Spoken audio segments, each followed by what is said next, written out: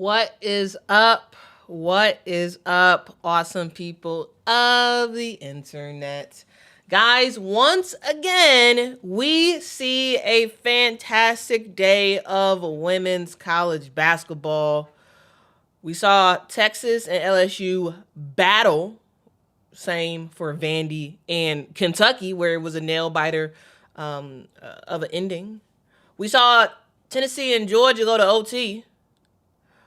We saw Alabama get Ole Miss, and a whole lot more. Guys, we're going to talk about it all because women's college basketball is still here. We got six games for most teams remaining in regular season play. And as we move on to March, there's a lot of questions to be asked by the committee who is selecting the seedings for the NCAA tournament. We're going to talk about it. Anyway, Quit in the Morning starts right now.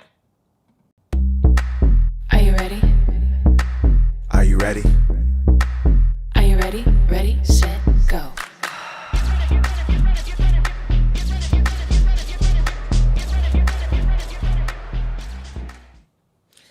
All right. First up, we got to talk about the headline game of the night, which was Texas versus LSU. And I just had to pick this photo because Rory Harmon's face in this photo, I just love it. Okay, if you didn't know, spoiler alert. Texas won. This is something that I thought could happen. I did, coming into this game, think that LSU was going to get the dub. But Texas came to play. They adjusted, and we saw a really, really good game plan for Vic Schaefer and crew. This is a game where I wouldn't say that LSU played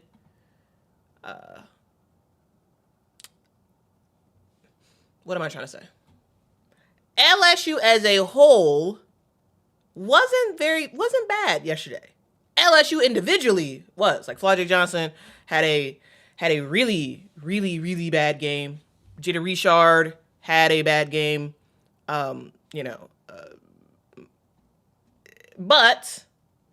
it wasn't like a blowout. And so that's something. It wasn't like you watch it and it's like, oh, LSU was trash. They weren't. I don't think they were. There were players who had bad games, but it's just that Texas came after them with a different defensive posture. Now, okay, Texas, we all know Texas is one of the best defensive teams in the country, right? They're really good man to man. They're really good in help defense. That's what makes Texas really good. That's why they're number 4 in the country. That's why they only lost 2 games so far this year. But I want to talk about one different aspect in this game, and that's coaching. Jada Richard, if you've been watching LSU for the last several games, you know how great of a player Jada Richard has been. She's been huge for LSU over the last couple of games. Huge, right? Over the last couple of games, we saw Jada Richard, 16 points, 20 points, 12 points, 21 points. She was doing good. She was doing really good. And Vic Schaefer was like, okay, I got something for that.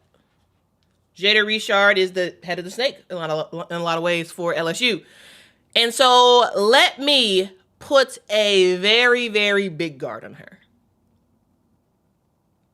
Madison Booker, got a new assignment for you. Guard Jada Richard. Guard Jada.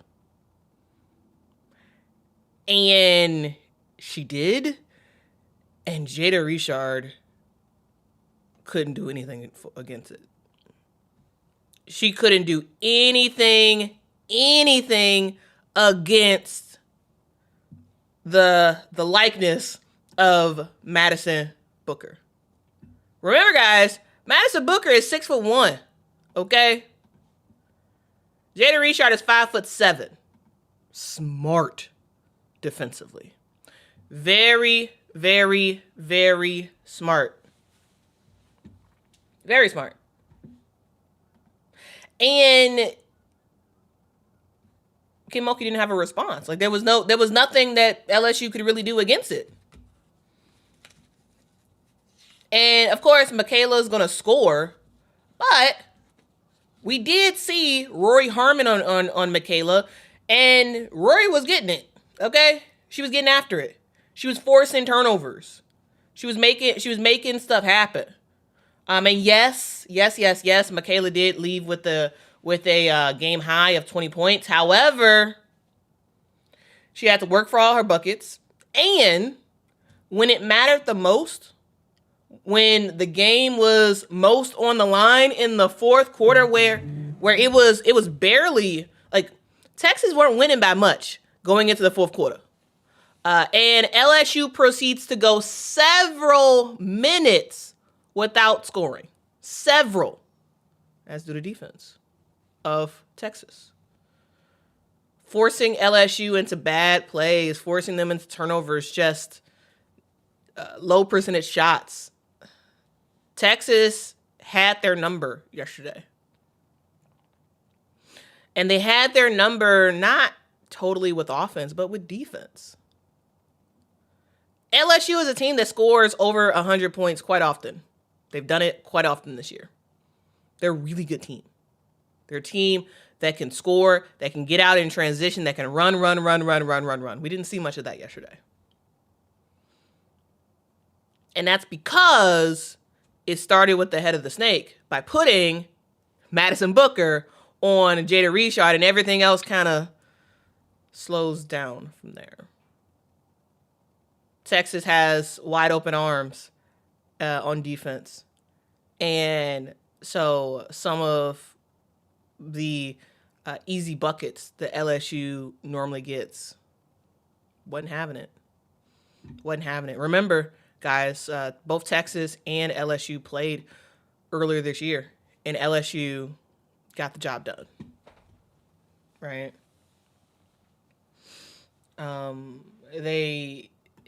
And if you remember that game, that was also a low-scoring game for LSU, but they were able to kind of completely eliminate Rory Harmon from really doing anything in the game. Yesterday wasn't the case. Yesterday, Rory Harmon, and it got to the point in that first game, in that first matchup between the two, where Rory sat for the entire fourth quarter. Yesterday, Rory Harmon was huge in this one. First, defensively, and second, making some critical buckets and getting the ball to her teammates. She didn't shoot well, but she did exactly what her team needed her to do.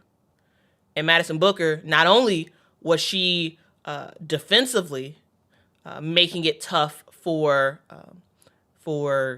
LSU to get going, she also did score. Though Madison Booker was extremely inefficient. Like it wasn't the normal. When you look at Madison Booker play, she is a mid-range assassin, I like to call her.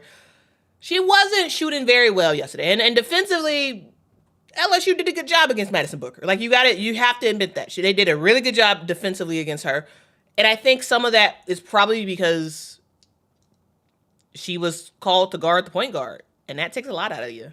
It takes a lot.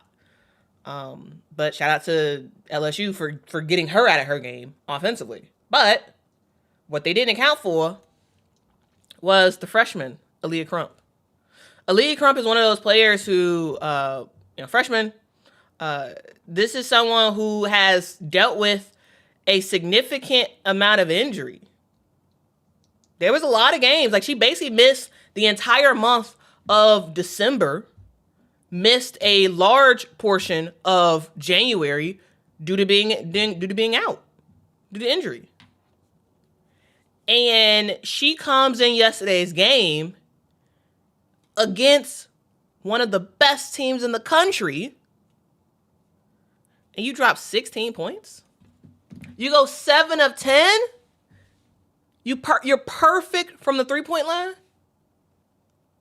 Oh my goodness. What a freshman. What a way to step up. And that is the difference in this game. We all knew that Madison is a good player.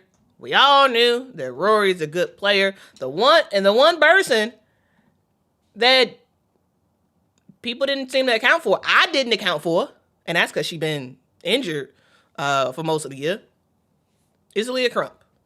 And yesterday, Aaliyah Crump showed up and showed out, and she was the difference. And so, hey, man, shout out to players being ready, freshmen being ready when their name is called, and that's the difference in this game. That's the difference. And also, Taya Sidbury was good, too. She's really good off the bench.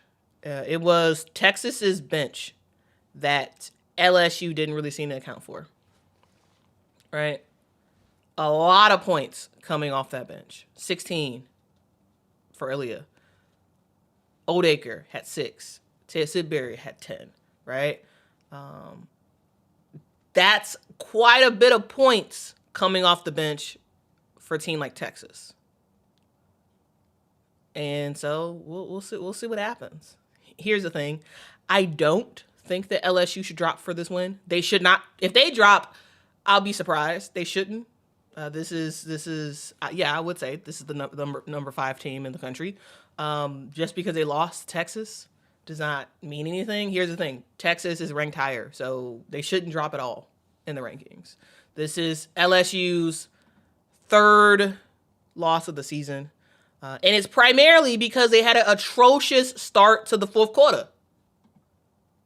That cost them. And yes, in the first half, it seemed like LSU was, holding on, making it a game, right? But it's about how you close out games. And the 4th quarter was just a disaster. Texas goes on a little bit of a run, and LSU can't score. And some of the stars for LSU don't have a good game. Like, Flau'jae needs to have more than 11 points in a game against Texas. Like, your team needs you. Like, you gotta do more than that. But, it is what it is.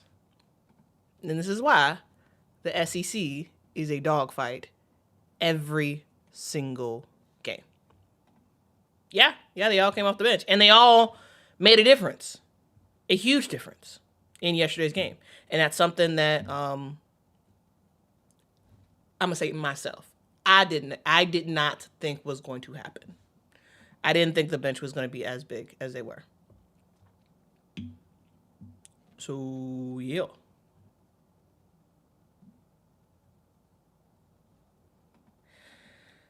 El Kude says Flau'jae just disappears during clutch time. Yeah, and I'm not sure why. We've seen her play really well in the clutch before. Like, she was huge. Remember, in her freshman year, right? I don't know, man. I would say this. I don't think the play is doing her any favors when it comes to the draft. That's all. I'll say that. I'll say that.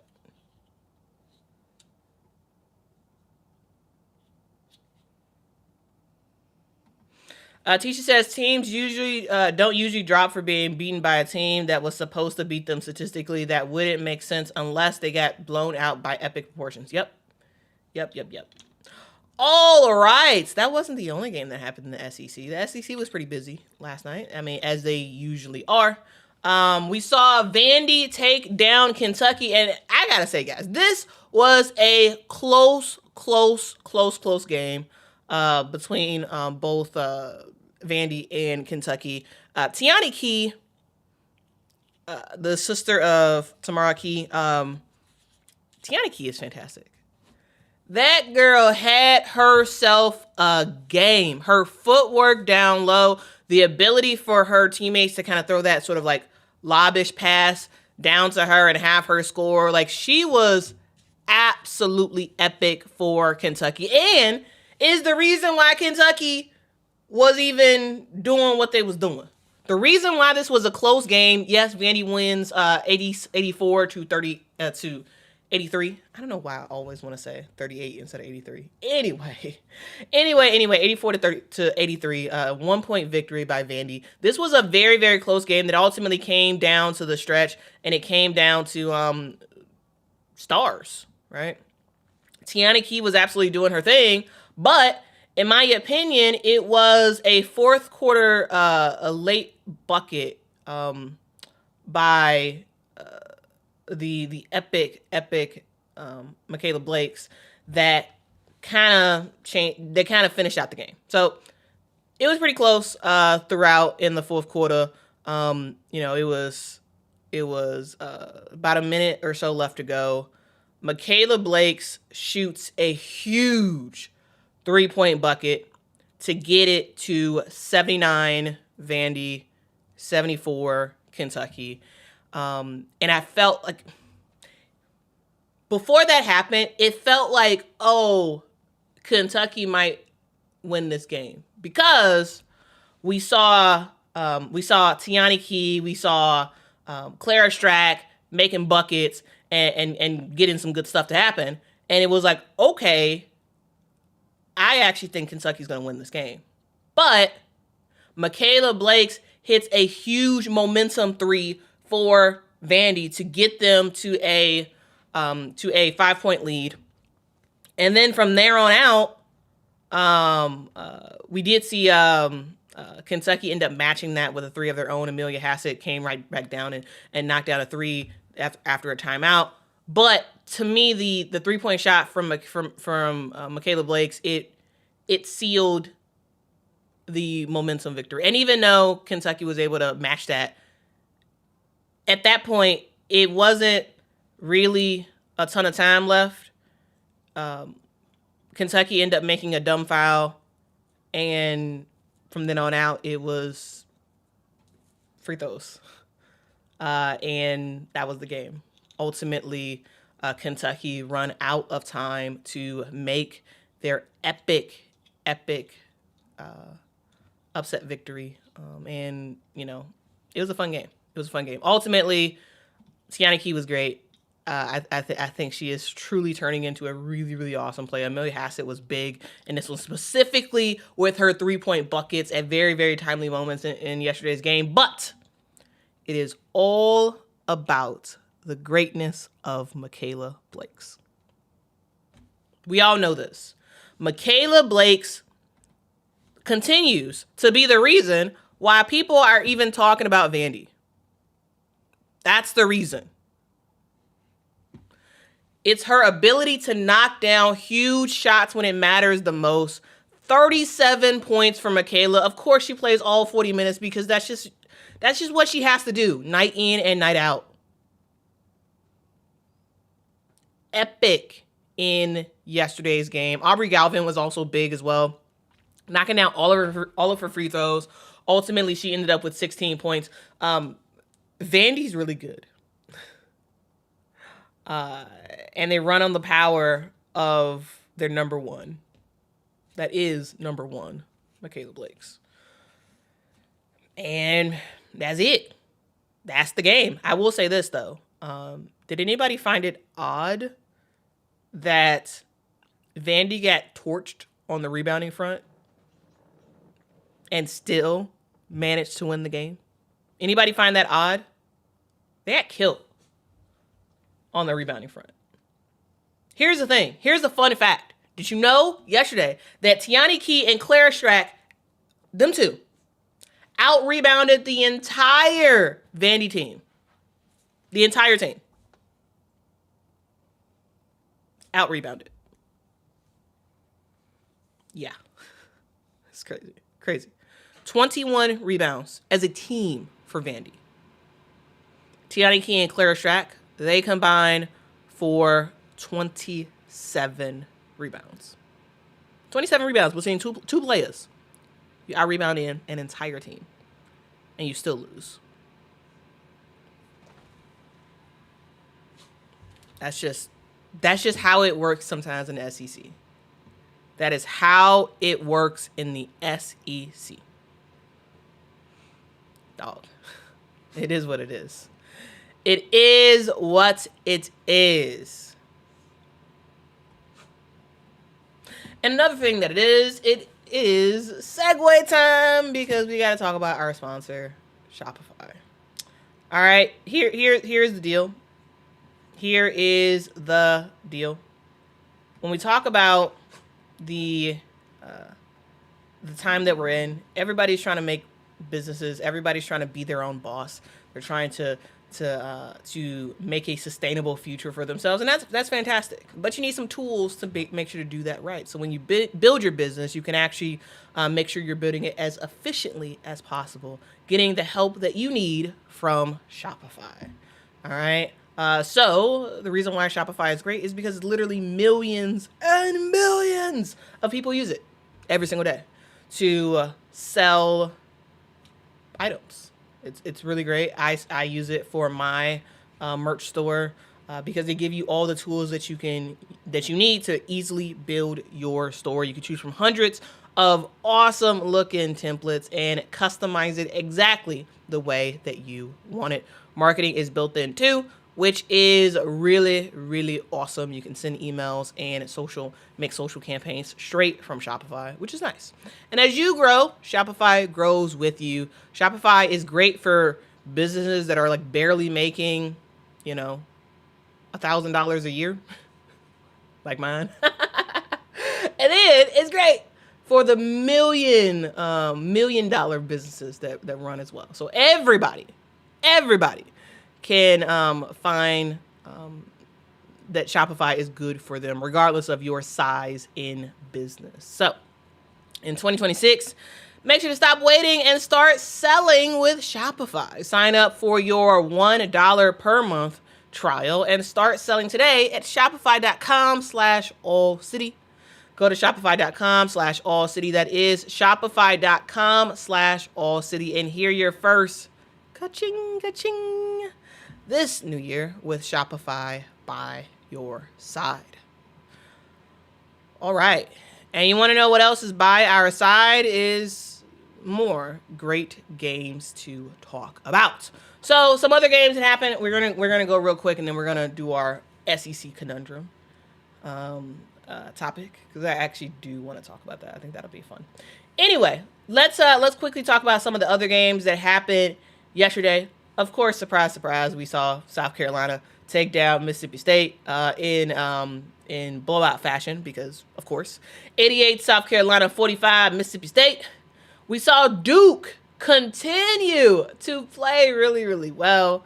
Y'all, Duke got the upset victory over Louisville.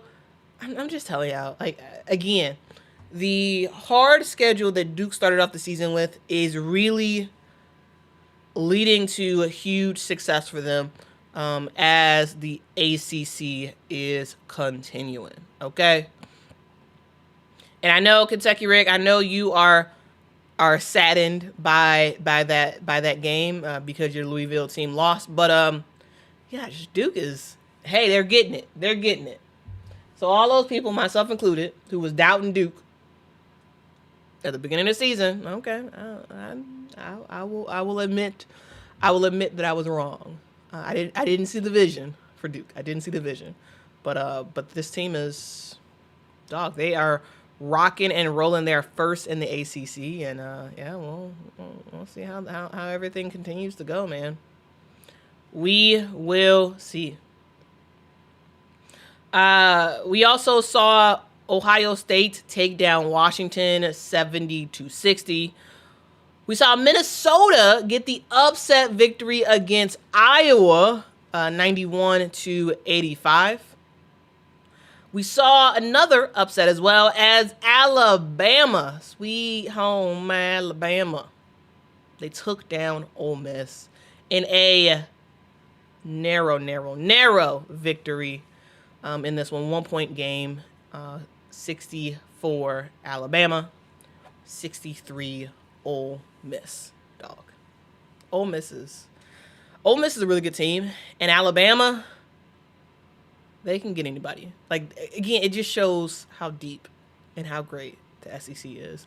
Anyway, we also, another SEC game we saw yesterday was Georgia almost take down Tennessee. They got, gets to an overtime game, but at the end of the day, Tennessee gets the dub over the very, very talented Georgia Bulldogs, 82-77.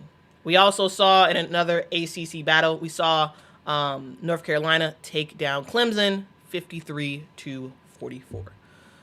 So those were some of the other games that happened. Let's see. Amelia says, happy for Duke, especially how they started. Yeah.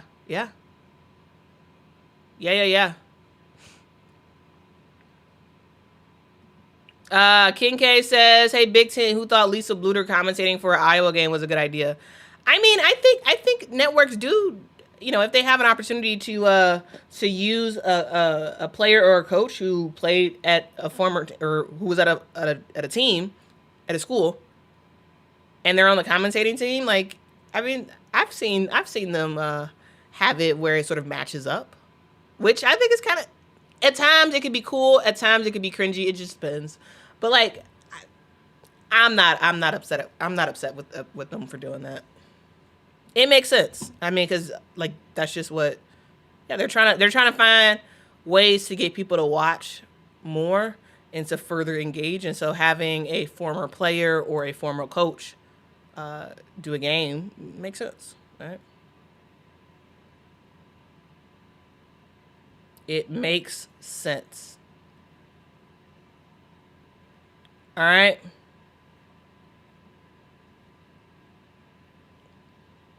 Now let's move on to the thing I really want to talk about. But first, let me just load up a video, and we will get it rolling.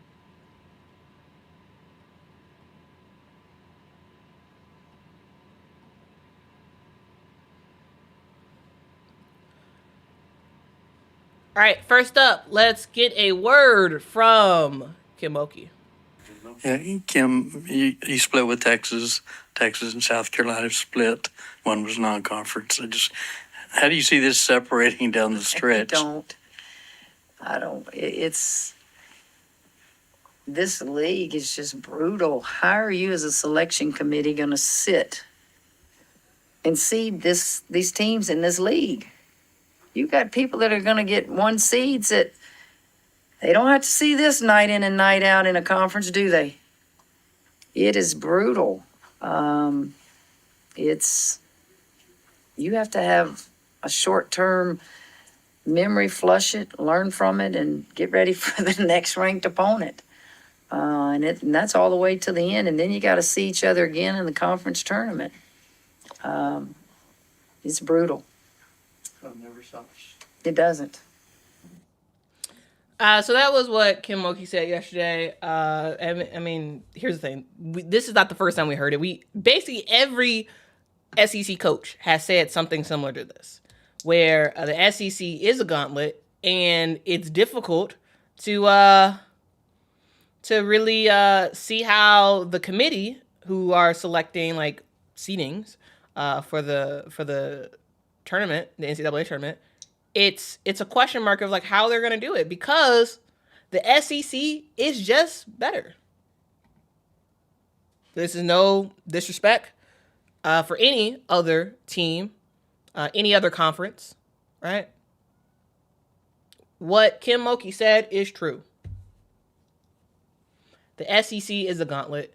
In my opinion, and I would say most people who are actually just watching these games, almost everybody would say that the toughest conference in the NCAA is the SEC. I mean, usually the SEC is like one of the toughest, but like this year, it feels obviously so.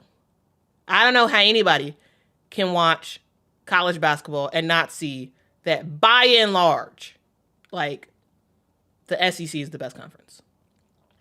They just have more talented teams that can get anybody on any day, right? Here's the standing so far for the SEC. We got South Carolina on top, followed by Tennessee, Vandy, Texas, LSU, Ole Miss, Auburn, Oklahoma. That's your top. But right under that, you got Kentucky, who is really good this year. You got Georgia, who is rife for an upset of somebody in the NCAA tournament. Right? This is a great season for the SEC. And it's a conundrum because, okay, what do you do? Of course, UConn's going to be the overall number one, but it's a question mark of, okay, well, Texas, shouldn't they be considered as a possible number one seed? I mean, of course, South Carolina's going to be number one seed, so that's not even a question. But should Texas be considered? Yeah, they got 2 losses, but one loss is to South Carolina, the other loss is to LSU, right? And what about LSU? Right? They lost to South Carolina, my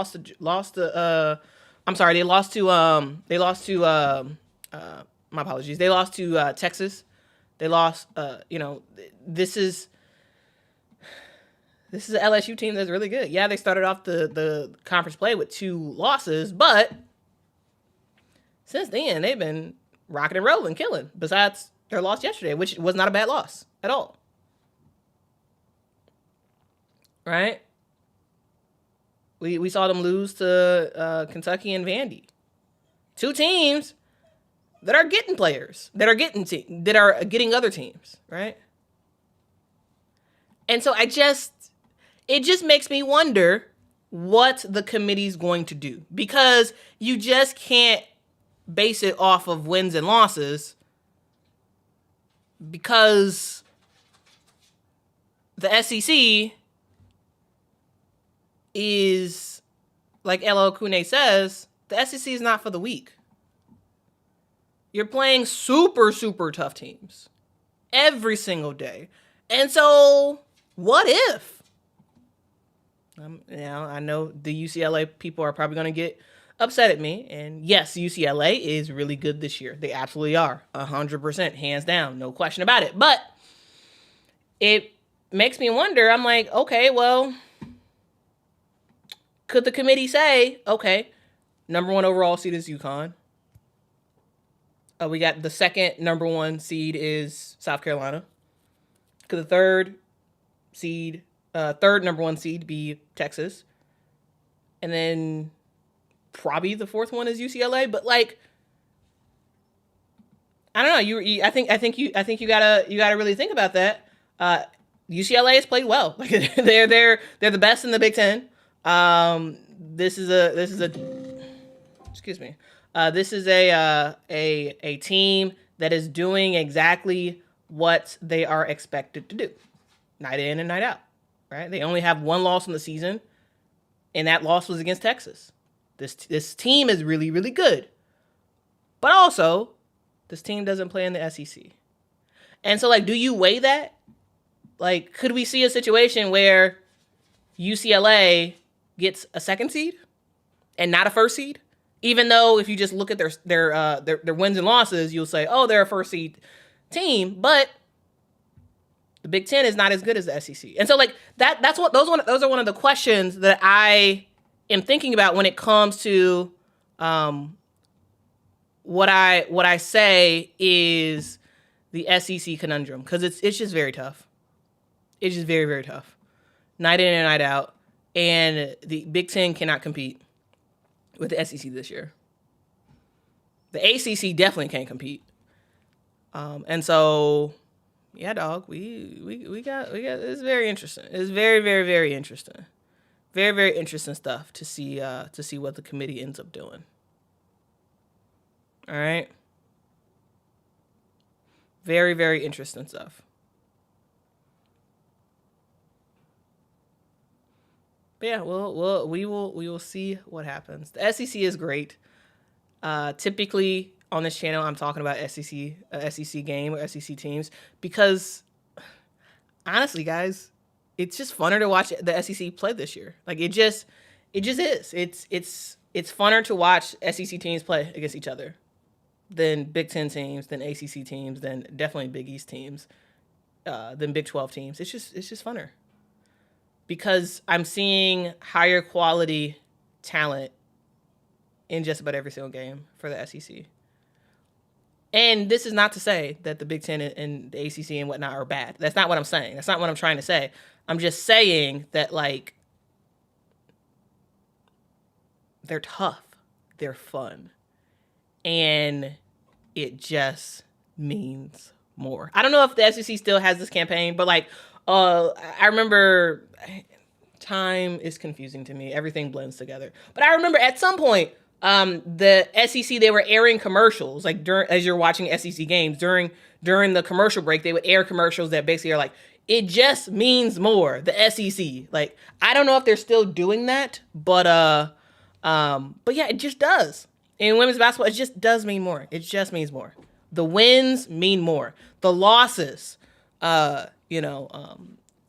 everything is just heightened in the SEC. And I wish we can, get those other leagues to be just as great. Because the Big Ten has had some fantastic years of women's college basketball. I would just say this year isn't just as good. The ACC has had some fantastic years. This just isn't one of those. And so, yeah, we'll see what happens. But either way, basketball's fun. I'm excited about it. And while, yes, for the most part, I typically talk about SEC games, I still watch all the other games. It's just that it just means more for SEC. And so I always got to, if I'm watching multiple games at the same time, my main focus is on the SEC game for the most part.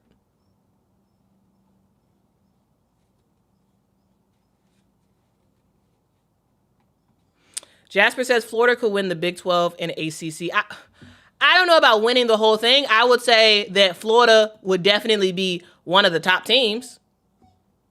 Whereas if you look at Florida right now in the SEC, they are 2-8, right? Mr. President, he act like he really got to go outside. All right, let me wrap this up real quick. Anyway, Florida's 2-8. They lost a bunch of games so far this year. But if they were in another league, I mean, maybe they'd be better. I wouldn't say they would win like the whole thing, but like they would definitely be better, and they would be like a top team for sure. And I think you can say that about Georgia. If Georgia was in the ACC or the actually Georgia's actually a way better. You can make the argument way better for Georgia than Florida. Florida would probably be they could be like maybe 4 or 5 in the ACC, possibly. But for Georgia, yeah, Georgia could be a top dog in another league. Georgia's really good. I like Georgia. A bummer that they're in the SEC. Anyway, I gotta go. Mr. President is whining. All right. See y'all in the next one. Thank y'all so much for watching. Make sure you hit that like, hit that subscribe, and I will see y'all in the next one. Until next time, guys. Bye-bye.